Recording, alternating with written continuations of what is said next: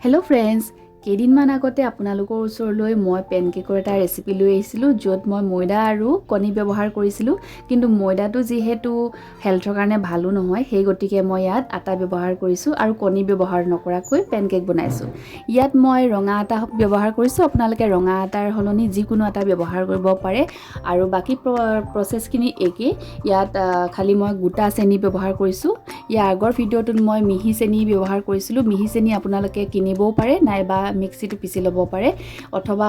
গোটা চেনিও এইদৰে ব্যৱহাৰ কৰিব পাৰে আৰু ইয়াত যে দেখিছে ৰঙাখিনি নিমখে হয় ভাজি লোৱা নিমখ আপোনালোকে ভাজি লোৱা নিমখ নালাগে দিবলৈ পাকঘৰত থকা নৰ্মেল নিমখে দিব আৰু এইখিনি এইদৰে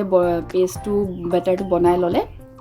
একে টেষ্ট হয় পেনকেকত আপোনালোকে কণী দি যেটো টেষ্ট পায় কণী নিদিয়াকেও একে টেষ্ট পাব এইদৰে আপোনালোকে বনাই খাব পাৰে ব্ৰেকফাষ্টতো খাব পাৰে নাইবা টিফিনতো দিব পাৰে আৰু যদি ভিডিঅ'টো চাই ভাল লাগে তেনেহলে প্লিজ মোৰ চেনেলটো লাইক শ্বেয়াৰ আৰু কমেন্ট কৰি সাবস্ক্ৰাইব কৰি দিবলৈ নাপাহৰিব তেনেহলে আজিলৈ আহিছো বাই